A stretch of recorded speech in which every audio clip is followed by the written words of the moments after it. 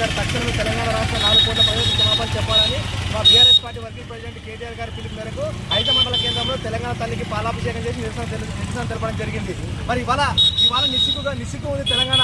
ఎందుకంటే త్యాగాలతో కూడుకున్న తెలంగాణ తల్లిని అవమానపరిచినటువంటి సీఎం రేవంత్ రెడ్డి గారు వెంటనే తెలంగాణ రాష్ట్ర ప్రజలకు క్షమాపణ చెప్పాలి. ఎందుకంటే ఆనాడు కేసీఆర్ గారు ముఖ్యమంత్రి ఉన్నప్పుడు తెలంగాణ రాష్ట్రం అంటే తెలంగాణ తల్లి అంటే తెలంగాణ అస్తిత్వం, తెలంగాణ ఆత్మగౌరవం. మరి ఈ రకంగా ఉన్నటువంటి తెలంగాణ తల్లిని ఈ రోజు తెలంగాణ సచివాలయంలో రాజీవ్ గాంధీ ప్రతిష్ఠించిన మూర్ఖత్వంగా వ్యవహరిస్తున్నాం.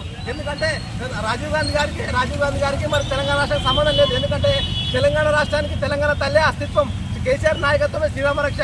మరి తెలంగాణ రాష్ట్ర ఏర్పాటులో రాజీవ్ గాంధీ యొక్క పాత్ర లేదు. ఆయన కూడా సచివాలయంలో ఈ రోజు తెలంగాణ సచివాలయంలో రాజీవ్ గాంధీ విగ్రహం అంటే ప్రతిష్ఠించడం ఎంతవరకు సమంజసం? ఇవాళ 4 కోట్ల తెలంగాణ ప్రజల ఆత్మ ఘోషిస్తా ఉన్నది. తక్షణమే మేము అంటే పెట్టడం తప్పంటలేము, మేము రాజీవ్ గాంధీ గారి విగ్రహాన్ని పెట్టడం తప్పంటలేము. కానీ తెలంగాణ సచివాలయంలో తెలంగాణ తల్లి అయినటువంటి తెలంగాణ రాష్ట్ర ప్రజల ఆత్మగౌరవం, అస్తిత్వము, మరి తెలంగాణ అభివృద్ధి అయినటువంటి తెలంగాణ తల్లిని ఆ స్థానంలో పెట్టాలని డిమాండ్ చేస్తా ఉన్నాం. కాబట్టి తక్షణమే కాంగ్రెస్ ప్రభుత్వం మేల్కొని ఖచ్చితంగా తెలంగాణ తల్లికి అవమానపరచకుండా, తెలంగాణ తల్లిని అవమానపరచకుండా తెలంగాణ రాష్ట్ర ప్రజలకు క్షమాపణ చెప్పి రాజీవ్ గాంధీ విగ్రహాన్ని పక్కకి అంటే ఎక్కడ తెలంగాణ తల్లి స్థానంలో కాకుండా వేరే చోట ప్రతిష్ఠించి తెలంగాణ తల్లిని గ్రాండ్గా అక్కడ ప్రతిష్ఠించాలని ఈరోజు యావత్ తెలంగాణ ప్రజలందరూ డిమాండ్ చేస్తూ ఉన్నారు. అందుకోసం ఈరోజు బీఆర్ఎస్ పార్టీ నిరసన కార్యక్రమం తెలియజేస్తా ఉంది.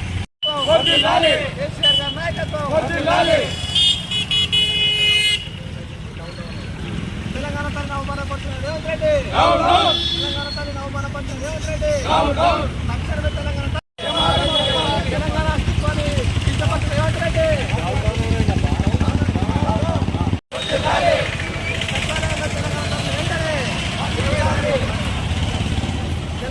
తెలంగాణ సచివాలయంలో